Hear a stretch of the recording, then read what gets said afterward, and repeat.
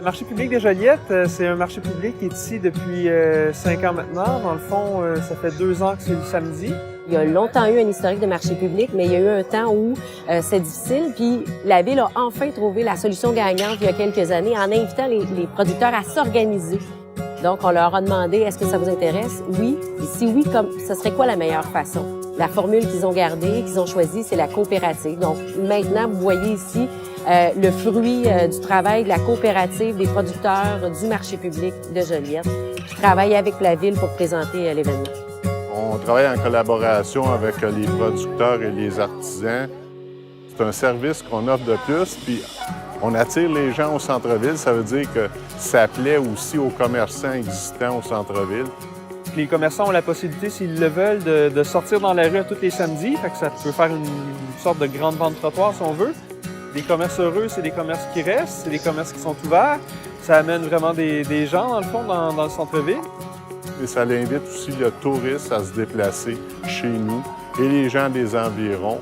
Et ça leur permet de connaître nos producteurs ainsi que nos artisans du coin. Il y a une habitude il y a un contact direct avec le producteur. Et pour la Ville, c'est important parce que ça crée des événements, ça crée un lieu de rencontre. Donc, on a des budgets alloués par le département des Coms. On en a par la Ville de Joliette en tant que telle aussi pour la gestion du marché. On a la chance d'avoir les tentes qui sont montées, démontées à chaque semaine, dans le fond, puis c'est pas nous qui s'en occupons. On a beaucoup de clients réguliers aussi. C'est quand même important dans un marché public d'avoir cette clientèle régulière-là, dans le fond, qui alimente les productrices et les producteurs à chaque semaine. Ici, dans le secteur centre-ville, on constate un désert alimentaire. C'est clair. On travaille avec la direction de la santé publique. Les marchands les plus près, les supermarchés sont assez éloignés. Donc, juste pour la population locale, centre-ville, c'est important. Les consommateurs sont conscients de plus en plus de l'importance de ce qu'ils ont dans leur assiette. Ils veulent savoir ce qu'ils ont dans leur assiette.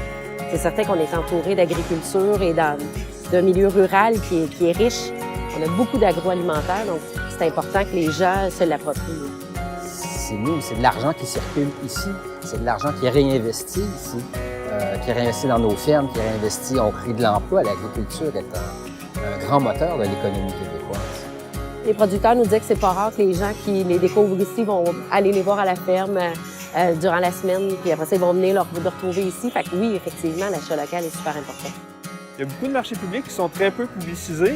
Ici, on a la chance d'avoir les panneaux numériques sur le long des artères principales sur lesquels on fait de la publicité. Donc, je pense qu'il faut vraiment créer cette habitude-là, être certaine que les gens vont vouloir revenir, qu'ils se reconnaissent, qu'ils savent c'est quand. D'impliquer les citoyens dans la démarche.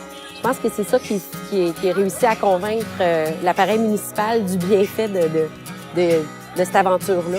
Parce qu'au final, ça peut avoir l'air compliqué en termes de logistique et tout ça, mais chacun a finalement son rôle.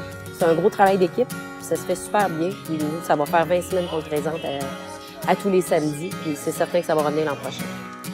Soyez audacieux. On manque d'audace. Soyez-le.